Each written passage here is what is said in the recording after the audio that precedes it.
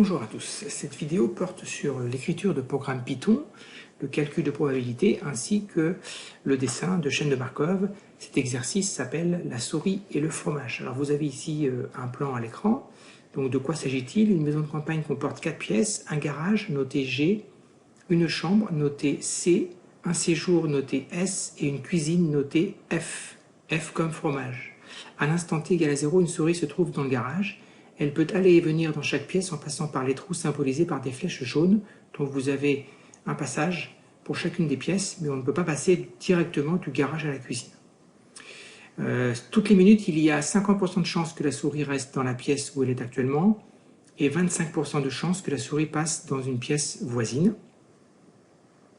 Par exemple, pour t égale 1 minute, la probabilité que la souris reste dans le garage est égale à 0,50. La probabilité que la souris passe dans la chambre est égale à 0,25 et enfin, la probabilité qu'elle passe dans le séjour est égale à 0,25 également. Alors, une chose importante, c'est que dès que la souris atteint la cuisine, et donc le fromage, donc elle ne part plus dans les autres pièces, elle reste et elle mange tranquillement le fromage. Il s'agit de répondre donc ici aux deux questions suivantes. Première question, déterminer le nombre de minutes tel que la probabilité que la souris atteigne le fromage soit supérieure à 99%. Autrement dit, au bout de combien de minutes la probabilité qu'elle atteigne le fromage soit supérieure à 99%. Et quelle est la deuxième question, quel est le temps moyen, nombre moyen de minutes mis par la souris pour atteindre le fromage? Alors le but de cette vidéo, c'est de vous montrer comment on dessine une chaîne de Markov, comment on répond à la première question, et puis comment on répond à la deuxième question avec des programmes Python. Alors, pour la première question, déterminer le nombre de minutes tel que la probabilité que la souris atteigne le fromage soit supérieure à 99%. Alors pour ça, on dessine la chaîne de Markov suivante qui se trouve ici sur la droite de votre écran, à droite de l'écran.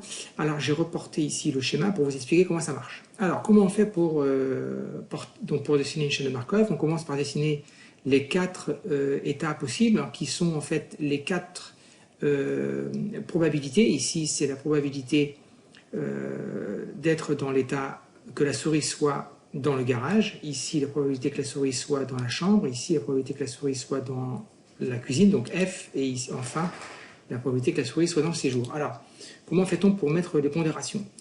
Prenons le garage, ici. Quand la souris, donc, on regarde le passage durant donc, du temps n au temps n plus 1. Hein. Qu'est-ce qui se passe quand on passe de n à n plus 1? Eh bien, la souris a une chance sur 2, donc une probabilité de 0,50 de rester dans le garage. Donc on va faire une boucle comme ça, avec 0,50 comme pondération. Elle a 25% de chance, donc 0,25 de passer dans la chambre. Donc on va mettre une flèche, un arc qui va ici, avec 0,20 pondéré à 0,25, qui va de G à C. Et puis vous avez compris ici, 0,25 pour aller de G à S, le salon.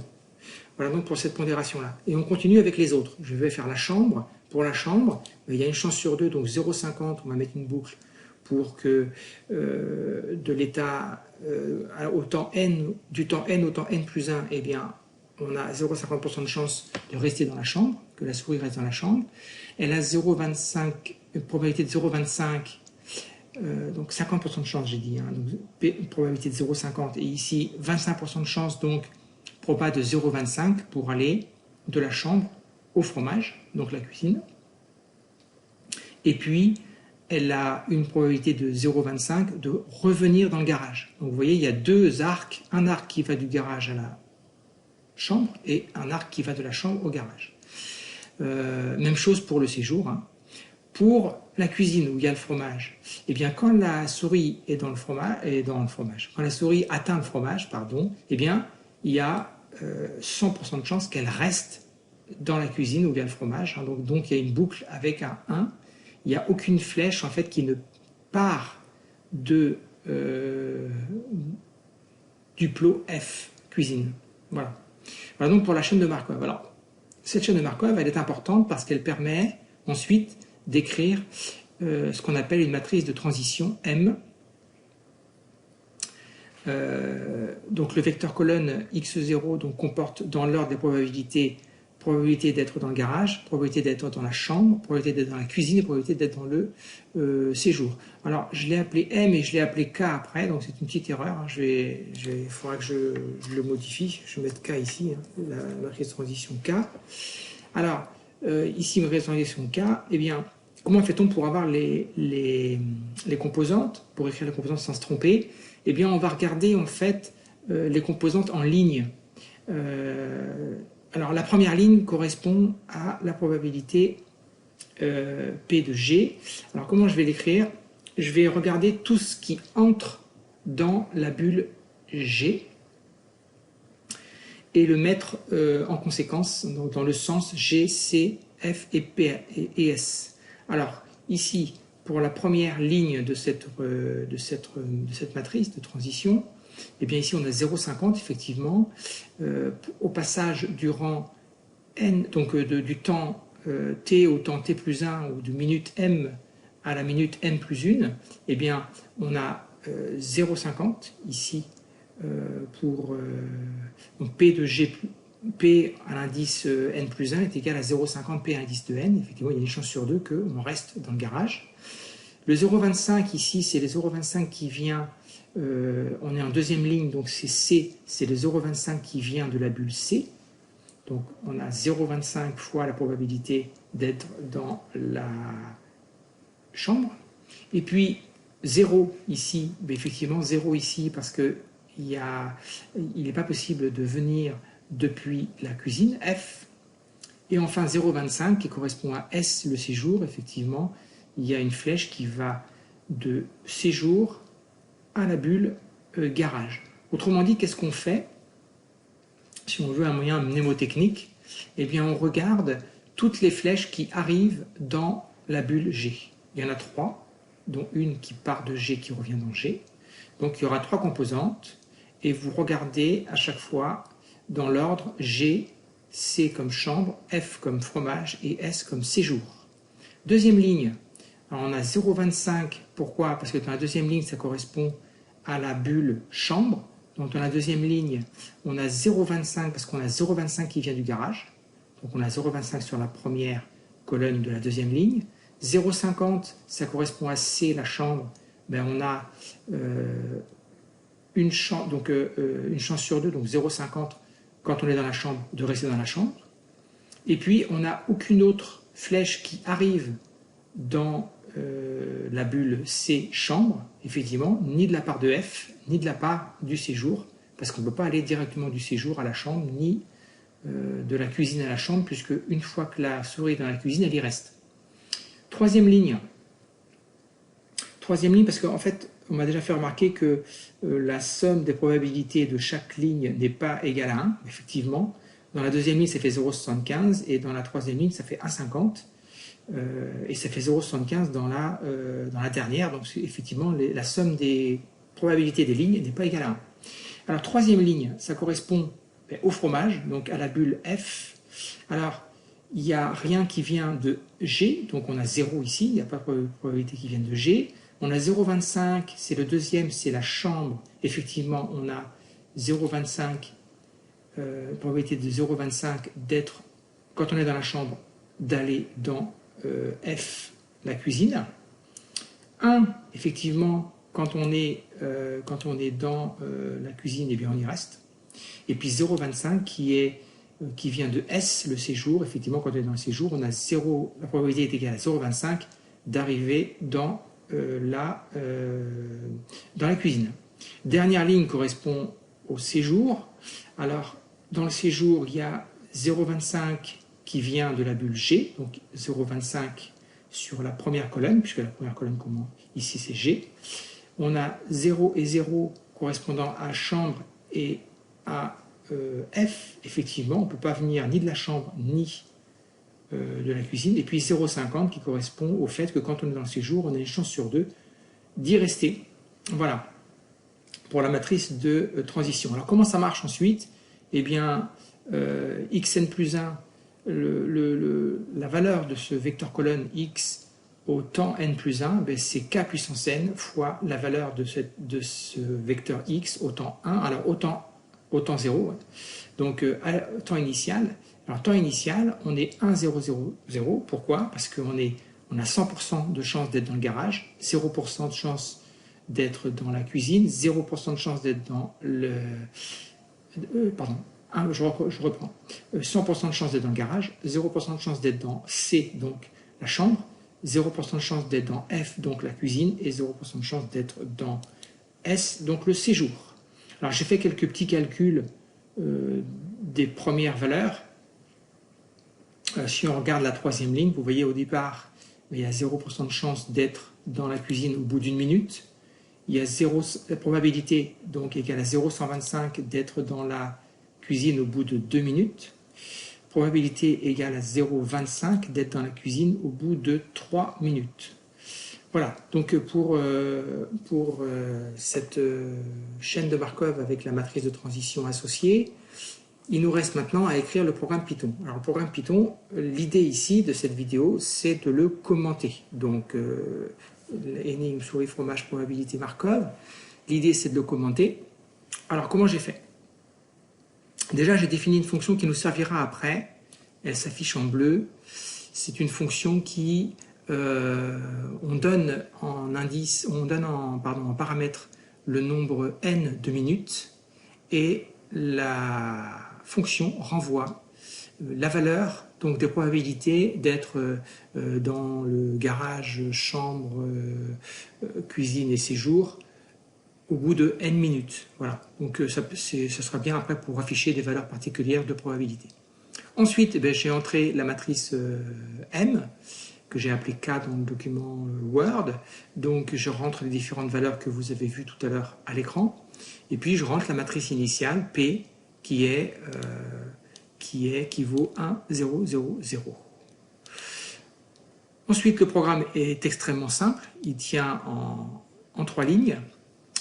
Tant que la probabilité est située à la ligne 3 et à la colonne 1, donc ça va se traduire en 2 et 0 en Python, puisque la ligne commence, le numéro de la première ligne c'est 0, et le numéro de la première colonne c'est 0. Donc ça se trouve bien ici, hein, c'est le 2, 0. Tant que cette probabilité donc, est inférieure à 0,99, eh bien on continue à faire le produit matriciel de la matrice M par la matrice P, donc qui va se traduire, qui va s'écrire par m.p. Alors, pour avoir ce calcul matriciel, il faut charger la bibliothèque NumPy, qui se trouve directement intégrée avec le module EduPython. J'ai expliqué ça dans une vidéo pour installer Python avec l'ensemble des bibliothèques. Allez voir dans la vidéo bien démarrer avec Python hein, pour commencer à installer Python. Et puis, donc à chaque itération, bien sûr, la matrice, le vecteur colonne P change parce qu'il est à chaque fois modifié par le produit matriciel M fois P. Et puis, T égale T plus 1, donc on compte les minutes qu'il aura fallu c'est-à-dire le nombre de minutes à chaque fois, parce que chaque minute il y a un déplacement, donc nombre de déplacements. Ensuite, on affiche ces minutes-là et on affiche aussi la probabilité réelle qui sera, on le sait, plus grande que 0,99. Alors on va le faire tourner. Voilà. Voilà, c'est terminé. Alors ici, on nous dit que pour 31 minutes, la probabilité que la souris ait atteint le fromage, donc la cuisine, est supérieure à 0,99. Effectivement, on trouve 0,99, 1, 0,89, etc. La probabilité que l'on trouve ici. Voilà. Voilà donc pour cette première question. Donc j'ai résumé ici, donc au bout de 31 minutes, on va avoir la probabilité. J'ai fait quelques calculs de probabilité avec la fonction que je vous ai définie tout à l'heure pour 2 minutes, 3 minutes, 4 minutes, 5 minutes, j'en ai fait pas mal. Vous voyez qu'au bout de 13 minutes, on est déjà à probabilité de 0,84. Et puis j'ai même fait une itération à 25 minutes, on est à 0,97. Voilà. Question 2. Quel est le temps moyen, nombre moyen de minutes, mis par la souris pour atteindre le fromage? Alors, le temps moyen, c'est sûr qu'elle peut, si on regarde le schéma, si je reviens sur le schéma, chaque minute, elle fait un déplacement. Elle peut très bien arriver au fromage en 2 minutes, effectivement. Première minute, garage séjour. Deuxième minute, séjour, cuisine, donc fromage. Mais elle peut y aller aussi, vous avez compris, en 3 minutes. Si elle va dans la chambre, elle revient dans le garage, elle va dans le séjour et elle va dans la cuisine. Elle peut aussi faire beaucoup d'allers-retours, chambre-garage, chambre-garage, chambre-garage, pour aller à la cuisine. Bref, il y a, dans la réalité, elle serait guidée par son odorat, mais imaginons, hein, il y a plusieurs temps possibles pour arriver au fromage, et on voudrait effectivement connaître le temps moyen. C'est la question 2. La question 2, donc, quel est le temps moyen, nombre moyen de minutes mis par la souris pour atteindre le fromage? Alors là, c'est plus du tout avec les chaînes de Markov. Là, il va falloir faire une expérience aléatoire, mettre en place une expérience aléatoire. Je vais vous montrer comment j'ai fait, puisque le but de cette vidéo, donc je suis sur le temps moyen ici, le but de cette vidéo, c'est de vous commenter le code source. Tous les documents que vous voyez ici à l'écran seront téléchargeables sur mon site internet, ainsi que les codes sources et les documents PDF avec l'ensemble du tutoriel. Alors, comment ça marche pour faire la simulation pour avoir le temps moyen? Qu'est-ce qu'on va faire? Moi, j'ai fait ici 100 000 expériences. Donc, je l'ai expliqué ici, d'ailleurs. Je l'ai expliqué ici. Je l'ai expliqué, pardon. Je ne l'ai pas expliqué pour ici la souris et le fromage. Je ne l'ai pas expliqué. Donc, voilà, je pensais l'avoir expliqué. Donc, ici, je vais commenter le code source. J'ai fait 100 000 expériences. Ici, je définis un vecteur ligne qui a 101 composantes. Ici, je définis un vecteur avec 101 valeurs qui vont de 0 à 100. Alors, le nombre d'essais au départ, je l'utilise à 0, le temps en minutes à 0, et puis la position au départ, c'est la position garage que j'appelle G. Alors, j'ai défini une fonction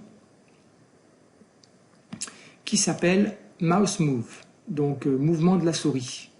Alors, si la position donc, de paramètre X, si la position vaut G, donc garage, eh bien, je vais faire un choice. Alors, le choice, c'est une fonction qui vient de la bibliothèque random. J'ai chargé 3 bibliothèques, NumPy, random et puis matplotlib, pyplot, pour pouvoir dessiner, faire un graphique.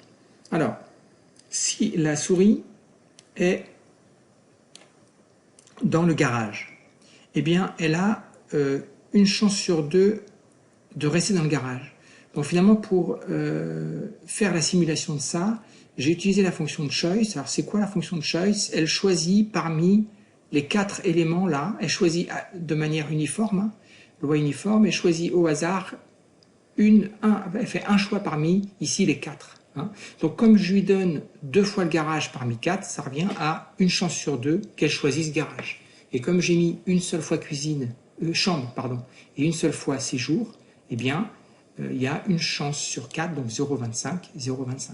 Donc j'ai bien respecté le sujet avec proba de 0,50 de rester dans le garage et proba de 0,25 d'aller dans la chambre et 0,25 d'aller dans le séjour. Donc voilà un mouvement. Et ensuite, à la fin, je retourne cette nouvelle position de X, NX. Si vous avez compris ensuite, si elle est dans la chambre, eh bien, je vais faire un choice de chambre, garage, F comme fromage, la cuisine, effectivement. Et si elle est... Alors, je pourrais réafficher, si vous voulez. Je pourrais réafficher le graphique pour que vous puissiez comprendre. Hop. Le graphique. Il faudrait que je puisse faire ça. Pardon, bon, voilà. Ici, c'est un peu plus clair. Voilà. Oui, sauf qu'il faut qu'elle apparaisse. Voilà. Donc ici, vous avez à droite de l'écran. Donc quand je fais, si la souris se trouve dans le séjour, eh bien, je vais faire séjour, garage F, effectivement, elle peut aller dans le séjour, rester dans le séjour, aller dans le garage, ou aller dans F, là, le fromage pour la cuisine. Et puis si la souris est... et sinon, donc si on n'est pas dans ces 3 cas-là, ça veut dire qu'on était dans la cuisine, donc dans la position F, et à ce moment-là, la nouvelle position restera F, ce qui correspond à la proba de 1 de rester dans la cuisine. Voilà. Alors comment on fait? Eh bien, tant que l'on n'a pas consommé le nombre d'essais qui vaut n, ici qui vaut 100 000, donc while nk inférieur à n, eh bien qu'est-ce qu'on va faire? On va dire que P au départ qui valait G, la position garage, P égale mouse move de P. Autrement dit, on va prendre la position garage et on va trouver la nouvelle position. T égale T plus 1 parce qu'il s'est écoulé 1 minute de plus. Au départ, T valait 0. Si T est supérieur à 100, si on a dépensé 100 minutes, c'est une sécurité, hein. À ce moment-là, on remet T égal à 0 et on considère qu'on a fait bien sûr une opération de plus et on revient dans le garage. Et si P est égal à F, donc la souris a atteint le fromage, alors dans la matrice TY de T, on ajoute 1. Alors je vais expliquer ce que ça veut dire. T, on le remet à 0. On valide le fait qu'on a fait une expérience de plus et on remet la souris dans le garage. Comment? En remettant à G la variable P. Et on remonte dans ce cas-là, dans le while, pour refaire une mouse move, etc. Alors, la petite subtilité ici, c'est la matrice TY de T. Alors, TY de T, tout à l'heure, je vous ai montré, c'était une matrice avec 101 valeurs, donc de 0 à 100. De quoi s'agit-il? En fait, quand je fais TY de T, imaginons que la souris ait mis 15 minutes, ça veut dire que dans le TY de 15, je vais mettre ce qu'il y avait avant dans le TY de 15 et je vais lui ajouter 1. Autrement dit, je vais comptabiliser combien de fois ça a pris 15 minutes pour passer du garage à la cuisine pour manger le fromage F. Donc du garage de G à F en fait. Hein. Donc ce qui fait qu'à la fin, j'aurai pour chaque temps, j'aurai le nombre d'expériences qui auront mis ce temps-là. Donc du coup, si je divise par grand N, j'aurai la fréquence donc de 15 minutes ici. J'aurai la fréquence de 15 minutes, la fréquence de 14, la fréquence de 16, etc.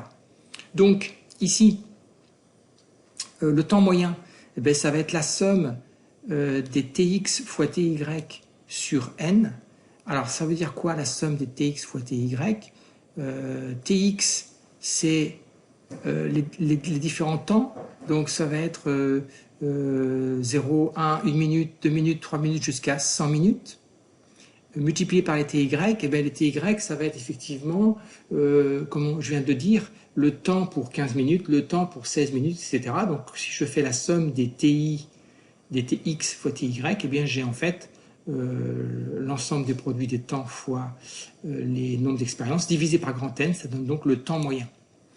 Et puis les temps en fréquence, ben, ça va être les temps que je vais avoir, les différents temps que je vais avoir dans le vecteur ligne TY, divisé par grand N, le nombre total d'expériences. Qu'est-ce qu'on va afficher? On va afficher le temps moyen, TM en minutes. Ensuite, avec cette fonction PLT bar, je vais afficher simplement le diagramme, le diagramme à barre. Je vais le commenter quand il va s'afficher. Donc je vais lancer ça.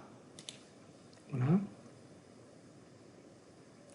Alors, le temps moyen, c'est 7,97. Bon, si on pousse à 10 millions de valeurs, j'ai trouvé 8 minutes pour que la souris en moyenne atteint le fromage en 8 minutes.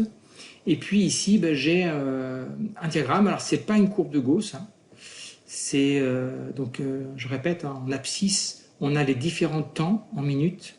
Ça commence à 2, 3, 4, 5, 6, 7, 8, 9, 10, etc. jusqu'à, vous voyez, jusqu'à 100 minutes. Hein. Et puis, en ordonnée, on a les fréquences, autrement dit, le nombre d'essais.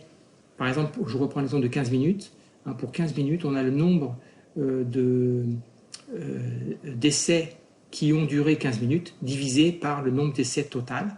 Donc, on a la fréquence pour que la souris de l'événement, hein, la souris atteint le fromage en 15 minutes. Voilà. Donc on a les différentes, on a la courbe que voici. Qu'est-ce que j'ai à dire de plus sur ça? Je vais ouvrir ici en grand. Donc sur cette... oui. Donc voilà. Donc en moyenne, la souris mettra 8 minutes pour atteindre le fromage dans la cuisine. Et on a ici le graphique avec les temps en minutes en abscisse et va leur donner la fréquence de l'événement. La souris atteint le fromage en T minutes. Voilà, si vous voulez, donc voilà pour ce tutoriel. Si vous voulez d'autres tutoriels, eh bien j'ai écrit vous trouverez à la fin de ce document les liens utiles. Ma chaîne YouTube qui s'appelle Mathématiques Magiques. On peut y accéder par worldwideyoutube.com/c mathématiques magiques tout collé au pluriel. Et puis sur mon site internet, vous trouverez d'autres tutoriels sur Excel, Word, sur les maths, sur Python, sur Scilab, sur Visual Basic, etc. Voilà, il me reste à vous souhaiter une très bonne journée et je vous dis à très bientôt.